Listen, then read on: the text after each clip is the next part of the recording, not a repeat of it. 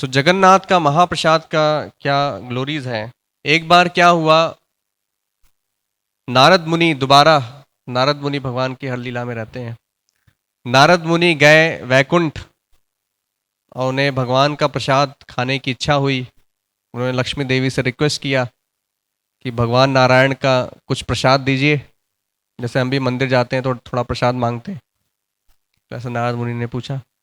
सो लक्ष्मी देवी ने बोला कि विष्णु ने, नारायण ने मना किया है कि आज से मेरा प्रसाद किसी को मत देना, इसलिए मैं नहीं दे सकती। सो लक्ष्मी देवी ने रिजेक्ट कर दिया। लेकिन लक्ष्मी देवी को लग रहा था कि ये सही नहीं है, भगवान की कृपा तो सबको मिलना ही चाहिए। तो उन्होंने कहा ठीक है, आप वेट करिए, कुछ दिन के बाद आइएगा, कुछ टाइम के बाद आइएगा, मैं समहाउ अरेंज करूंगी आपके लिए प्रसादम। सो लक्ष्मी देवी, उन्होंने भगवान से बाद में रिक्वेस्ट किया कि नारद मुनि आए थे, एटलीस्ट वो आपके इतने बड़े भक्त हैं, एटलीस्ट उनके लिए प्रसाद आप दे दीजिए। तो भगवान विष्णु ने ओके बोल दिया।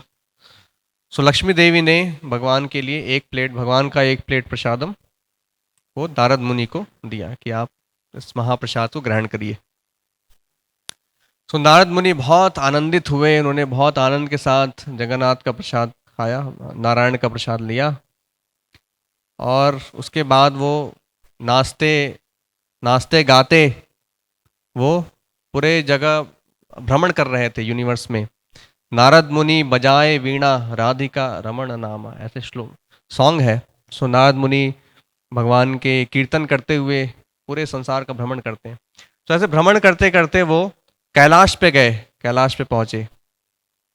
नारद मुनि इतने बड़े भक्त हैं कि वो वैकुंठ भी जा सकते हैं, कैलाश भी जा सकते हैं, किसी भी यूनिवर्स में जा सकते हैं, किसी भी प्लैनेट जा सकते हैं। सो कैलाश पे गए तो वहाँ पे शिव जी मिले, रेगुलरली मिलते रहते थे शिव जी को नारद मुनि। सो नारद मुनि, शिव जी ने बोला कि आज नारद मुनि आपको क्या हो गया है, आप इतना क्यों नाच रहे हैं, गा रहे हैं, आज क्या स्पेशल हो गया, कहाँ से आप आ रहे हैं। सो नारद मुनि ने बताया कि आज मुझे भगवान का प्रसाद मिला। सो शिव जी ने बोला कि आप तो फिर मेरे लिए भी कुछ लाए होंगे प्रसाद। जैसे हम बोलते हैं ना कि आप इधर जगन्नाथपुरी से आए हैं तो हमारे लिए प्रसाद लाए होंगे, या फिर आप उस बद्रीनाथ गए थे, केदारनाथ, तो आप कुछ प्रसाद लाए होंगे। सो ऐसे शिव जी ने भी पूछा। लेकिन नारद मुनि ने बोला कि मैं आपसे माफ़ी चाहूँगा शिव जी, मैं आपके लिए लाना भूल गया प्रसादम, मुझे पता नहीं था कि आप पूछेंगे प्रसाद। सो शिव जी ने रिक्वेस्ट किया, देखो कहीं तो कुछ तो पड़ा होगा, कुछ तो छूटा होगा आपसे, एटलीस्ट कुछ नहीं तो अपनी उंगलियों में देखो, कुछ थोड़ा प्रसाद लगा होगा। सो नारद मुनि ने चेक किया। सो देखा कि रियली एक ग्रेन ऑफ राइस नारद मुनि के नाखून में रह गया था। तो ग्रेन ऑफ राइस बोला कि ये समहाउ ये प्रसाद अटक गया है, शायद आपके ही नाम पे लिखा था, दाने दाने पे लिखा होता है खाने वाले का नाम, तो हो सकता है कि आपके नाम पे ये रह गया, तो ये लीजिए महाप्रसाद, इतना ही हम दे सकते हैं। तो बट शिव जी बहुत खुश हुए, एटलीस्ट भगवान का महाप्रसाद मिला, एक दाना ही सही, भगवान का महाप्रसाद है।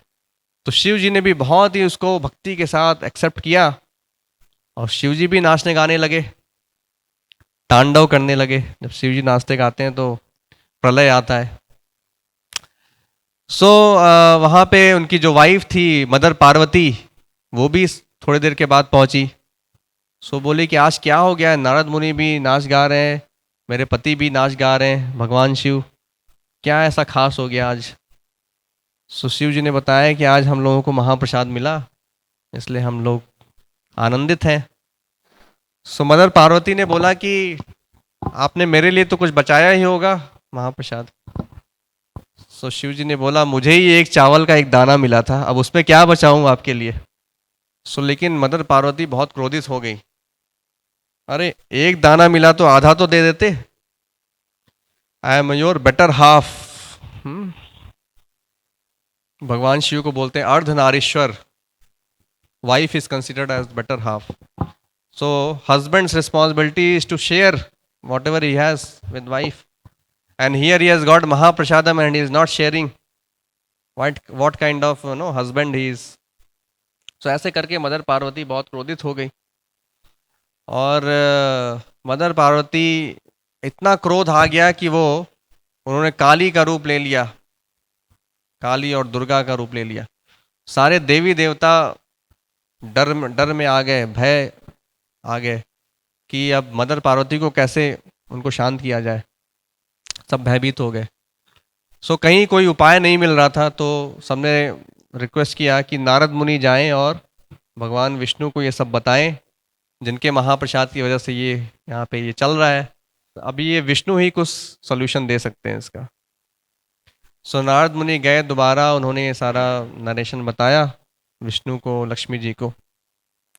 सो विष्णु वहाँ से फिर आए, भगवान दौड़े दौड़े, क्योंकि भगवान शिव भी बहुत बड़े भक्त हैं। वैष्णवा नाम यथा Shambhu, is a very great devotee of Vishnu, and mother Parvati is also very great devotee of Vishnu, इसलिए उनको बोलते हैं ना वैष्णवी।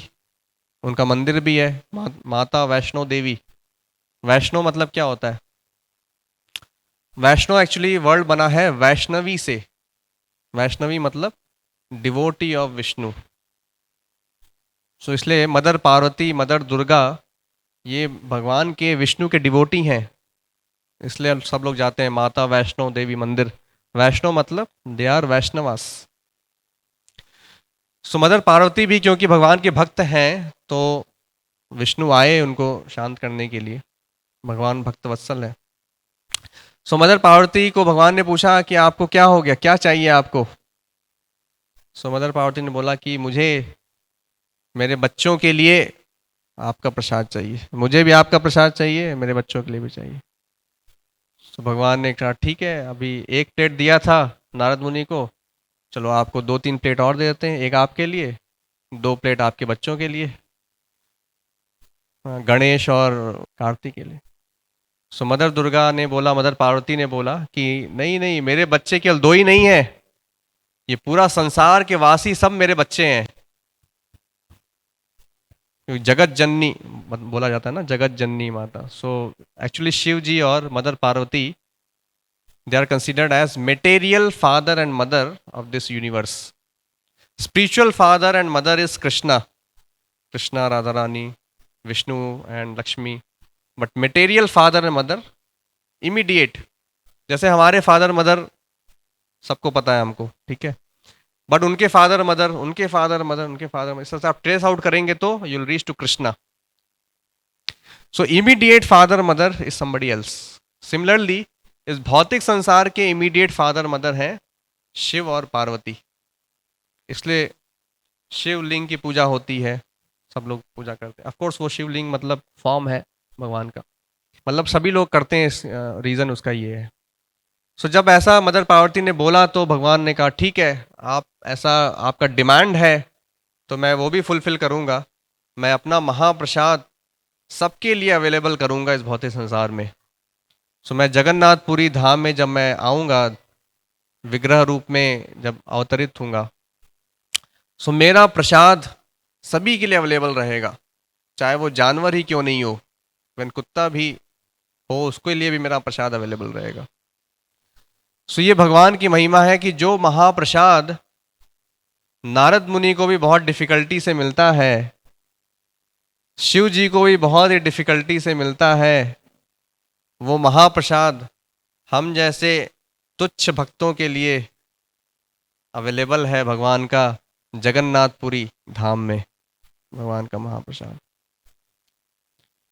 महाप्रसादम की जय। सो भगवान का महाप्रसाद ऑर्डिनरी नहीं है, ऐसा बताया गया है, इसको अन्न ब्रह्म बोला गया है। अन्न ब्रह्म मतलब जगन्नाथ प्रसाद और जगन्नाथ में कोई अंतर नहीं है, जस्ट प्रसाद खाने से आपको मुक्ति मिल जाएगी। इसलिए जगन्नाथ जी को कलयुग का देवता बोला जाता है, क्योंकि कलयुग में वैसे तो बहुत सिंपल प्रोसेस दिया गया है भगवान का नाम संकीर्तन करना, हरे कृष्णा कृष्ण कृष्णा हरे हरे, हरे राम राम राम हरे हरे। लेकिन कलयुग के जीव इतने निकृष्ट हैं कि उनसे ये सिंपल प्रोसेस भी नहीं किया जाता, हरे कृष्णा मंत्र भी जप नहीं होता उनसे, नाम जप करते करते सो जाते हैं, है ना, ध्यान कहीं और चला जाता है। इतना सिंपल प्रोसेस दिया है। आपको हिमालय पर जाके तपस्या करने के लिए नहीं बोला जा रहा है, बड़े बड़े यज्ञ करने के लिए नहीं बोला जा रहा है, मंदिर में विग्रह की आराधना करने के लिए नहीं बोला जा रहा है। ये दूसरे युगों में ये सारा प्रोसेस था, कलयुग में सिंपल प्रोसेस दिया गया है, लेकिन वो भी नहीं होता। इसलिए भगवान ने बोला कि कुछ तो करना पड़ेगा। ये बद्ध जीव और जो है ना बुद्धू जीव हैं, उनके लिए कुछ तो करना पड़ेगा। तो भगवान ने देखा कि प्रसाद ऐसा चीज है जो मेरे सारे भक्त, चाहे वो भक्त हो अभक्त हो, सब इंजॉय करते हैं। चैंटिंग करते करते तो हमें नींद आ जाती है, लेकिन प्रसाद खाते खाते कोई सोता नहीं। ऐसा कभी देखा है प्रसाद खाते खाते सो गया? इसलिए प्रसाद सब इंजॉय करते हैं, तो चलो प्रसाद से ही उनकी मुक्ति हो जाए तो वही अच्छा है। इसलिए भगवान जो है प्रसाद रूप में जगन्नाथपुरी धाम में सबको प्रसाद दे रहे हैं। भगवान को 56 items 6 times in a day offer किया जाता है जगन्नाथपुरी धाम में। ऐसा भगवान ने वहां पे, जब उनके जो भक्त थे, जब उनका विग्रह इंस्टॉल कर रहे थे इंद्रद्युम्न महाराज, उन्होंने भगवान को रिक्वेस्ट किया कि आप जगन्नाथपुरी में इतना खाइए और इतना प्रसाद दीजिए, इतना खाइए कि आपको हाथ धुलने का मौका नहीं मिले। जैसे हम खाना खाते हैं तो क्या करते हैं, हाथ धुलने जाते हैं। भगवान हाथ धुलने जाते हैं, तब से दूसरा खाना आ जाता है, दूसरा भोग आ जाता है। इसलिए भगवान दिन भर वहां पे खाते रहते हैं और उन्हें हाथ धुलने का भी टाइम नहीं होता। That is Jagannathpuri. चाहे 20,000 लोग आए या 20 लाख लोग आ जाएं, प्रसाद कम नहीं पड़ेगा वहां पे। ये जगन्नाथपुरी की महिमा है, भगवान के प्रसाद की महिमा है। Follow us on social media. Subscribe to our channel on Instagram and YouTube.